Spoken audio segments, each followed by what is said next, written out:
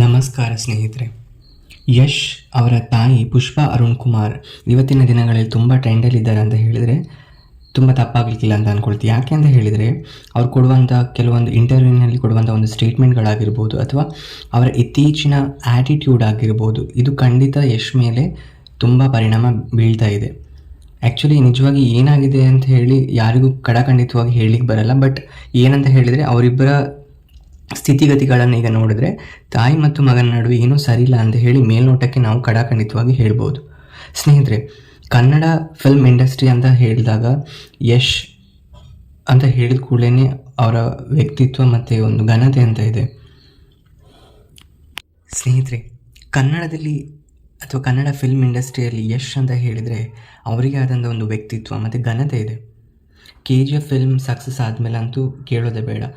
ಅವರೊಬ್ಬ ಬರೀ ಹೀರೋ ಆಗಿ ಅಲ್ಲ, ಗ್ಲೋಬಲ್ ಲೆವೆಲಲ್ಲಿ ಒಬ್ಬ ಐಕಾನ್ ಆಗಿ ಬೆಳೆದಿದ್ದಾರೆ. ಅದೇ ನಿಮಗೆ ಎಲ್ಲರಿಗೂ ಕೂಡ ಗೊತ್ತಿರುವಂಥ ವಿಷಯನೇ.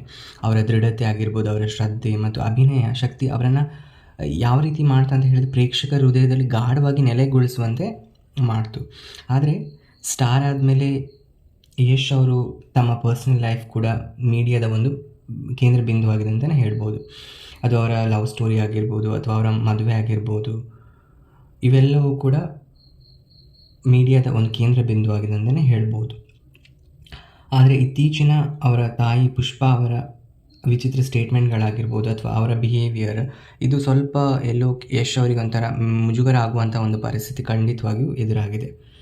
ಸ್ನೇಹಿತರೆ, ನೀವು ಒಂದು ಅಬ್ಸರ್ವ್ ಮಾಡಿರ್ಬೋದು, ಯಶ್ ಮತ್ತು ಅವರ ತಾಯಿ ನಡುವೆ ಏನೂ ಸರಿ ಇಲ್ಲ. ಮಗ ಸೊಸೆ ಬಗ್ಗೆ ಎಲ್ಲೂ ಹೆಚ್ಚಾಗಿ ಈಗ ಮಾತಾಡ್ತೇನೆ. ಪುಷ್ಪಾ ಅವರು ಯಶ್ಗೆ ಮೊದಲಿಂದಲೂ ತುಂಬ ಪ್ರೋತ್ಸಾಹ ಕೊಡ್ತಾರೆ. ಆದರೆ ಇತ್ತೀಚೆಗೆ ಅವರ ಏನೂ ಸರಿ ಇಲ್ಲ ಅಂತ ಹೇಳಿ ಎಲ್ಲ ಕಡೆ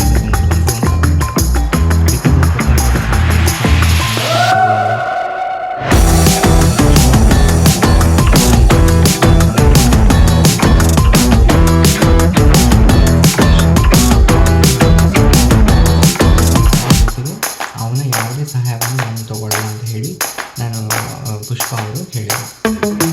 ಅದೇ ರಿಲೀಸ್ ಕೂಡ ಆಯಿತು, ಅದು ಫ್ಲಾಪ್ ಆಗಿದೆ, ಗೊತ್ತಿರಬೇಡಿ, ಸಕ್ಸಸ್ ಸಿಗಲಿಲ್ಲ.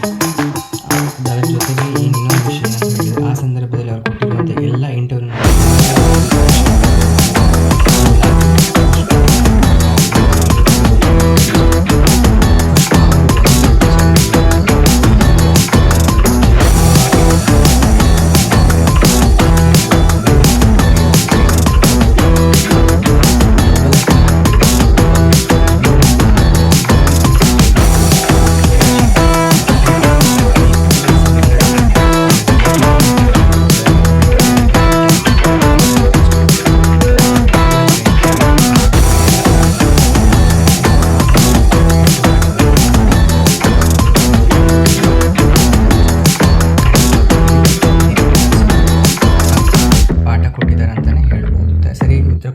ಕೊಟ್ಟಿದ್ದಾರೆ ಅವರು. ಈಗ ನೋಡಿದರೆ ಹಾಸನದಲ್ಲಿ ಒಂದು ಜಾಗದ ವಿಚಾರವಾಗಿ ಬೀದಿ ಜಗಳ, ಹಾದಿ ರಂಪಾಟ ಮಾಡ್ಕೊಂಡಿದ್ದಾರೆ. ಇದರಿಂದಾಗಿ ಯಶ್ ಗಳಿಸಿರುವಂತಹ ಗೌರವ ಬೀದಿ ಪಾಲಾಗ್ತಿದೆ ಅಂತಲೇ ಹೇಳ್ಬೋದು. ದಿನ ಒಂದರಂತೆ ಒಂದಲ್ಲ ಒಂದು ಕಾಂಟ್ರವರ್ಸಿಯನ್ನು ಅವ್ರು ಮಾಡ್ಕೊಳ್ತಾನೆ ಇದ್ದಾರೆ. DC ಆಫೀಸಿಗೆ ಹೋಗೋದು, PDO ಮೇಲೆ ಬೈಯೋದು, ಜಾಗದ ಯಾರು GP ಹೋಲ್ಡರ್ ಇದ್ರು ಅವ್ರಿಗೆ ಬೈಯೋದು. ಇದರಿಂದಾಗಿ ತುಂಬ ಅವರ ಘನತೆಯನ್ನು ಅವರೇ ಬೀದಿ ಪಾಲು ಮಾಡ್ಕೊಳ್ತಿದ್ದಾರೆ ಅಂತಲೇ ಹೇಳ್ಬೋದು. ಯಾಕೆ ತಾಯಿ ಮತ್ತು ಮಗನ ನಡುವೆ ಏನೂ ಸರಿ ಇಲ್ಲ ಅಂತ ಯಾಕೆ ಹೇಳಿದೆ ಅಂತ ಹೇಳಿದರೆ, ಯಶ್ ಅವರು ತಮ್ಮದೇ ಕೆಲಸದಲ್ಲಿ ಬ್ಯುಸಿಯಾಗಿದ್ದಾರೆ. ಕೊತ್ತಲವಾಡಿ ಸಿನಿಮಾದಿಂದಲೇ ಹಿಡಿದು ಈಗಿನ ಹಾಸನ ಜಾಗದ ವಿಚಾರ ತನಕ ಕೂಡ ಒಂದೇ ಒಂದು ವಿಚಾರದಲ್ಲಿ ಕೂಡ ಅವರು ಮಾತಾಡಿಲ್ಲ, ಮೌನಕ್ಕೆ ಶರಣಾಗಿದ್ದಾರೆ ಅಂತಲೇ ಹೇಳ್ಬೋದು. ಇದು ಎಲ್ಲೋ ಒಂದು ಕಡೆ ಖಂಡಿತವಾಗಿ ಒಂದು ಅನುಮಾನಕ್ಕೆ ಎಡೆ ಮಾಡಿಕೊಟ್ಟಿದೆ ಅಂತ ಹೇಳಿದರೆ ತಪ್ಪಾಗಲಿಲ್ಲ.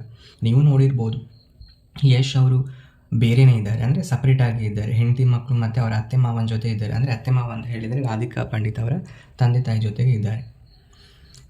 ಈ ಸ್ಟೋರಿಯನ್ನು ಯಾಕೆ ಮಾಡಿದೆ ಅಂತ ಹೇಳಿದರೆ, ನಾವು ಈ ಸೆಲೆಬ್ರಿಟಿಗಳನ್ನು ನೋಡಿ ಅವರ ಪರ್ಸನಲ್ ಲೈಫಿಂದ ಏನು ಕಲಿಬೋದು ಅಂತ ಹೇಳಿದರೆ, ನಾವು ಕಷ್ಟದಲ್ಲಿರಲಿ ಸುಖದಲ್ಲಿರಲಿ ಹಿಗ್ಗದೆ ಕುಗ್ಗದೆ ನ್ಯೂಟ್ರಲ್ ಆಗಿರೋದು ತುಂಬ ಇಂಪಾರ್ಟೆಂಟ್.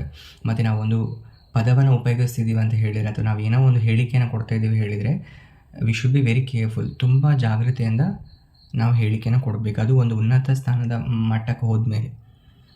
ಈಗ ಯಶ್ ಅವರು ಟಾಕ್ಸಿಕ್ ಚಿತ್ರದ ಬಿಡುಗಡೆಯಲ್ಲಿ ತುಂಬ ಬ್ಯುಸಿಯಾಗಿದ್ದಾರೆ ಅಂತ ನಿಮಗೆಲ್ಲರೂ ಕೂಡ ಗೊತ್ತೇ ಇದೆ. ಅವರೇ ಈ ಎಲ್ಲ ಡೌಟ್ಗಳಿಗೆ ಒಂದು ಉತ್ತರ ಕೊಡಬೇಕಾಗಿದೆ. ಯಾಕಂದರೆ ಪುಷ್ಪ ಅವರು ನೀಡುವಂಥ ಹೇಳಿಕೆಗಳು ಯಶ್ ಅವರಿಗೆ ಖಂಡಿತವಾಗಿ ಇಫೆಕ್ಟ್ ಆಗ್ತಾ ಇದೆ. ಹಾಗಾಗಿ ಆದಷ್ಟು ಬೇಗ ತಾಯಿ ಮಗ ಇಬ್ಬರು ಒಂದಾಗಲಿ ಅಂತ ಆಶಿಸ್ತಾ ಈ ವಿಡಿಯೋವನ್ನು ಇಲ್ಲಿಗೆ ಮುಗಿಸ್ತಾ ಇದ್ದೀನಿ. ಧನ್ಯವಾದಗಳು.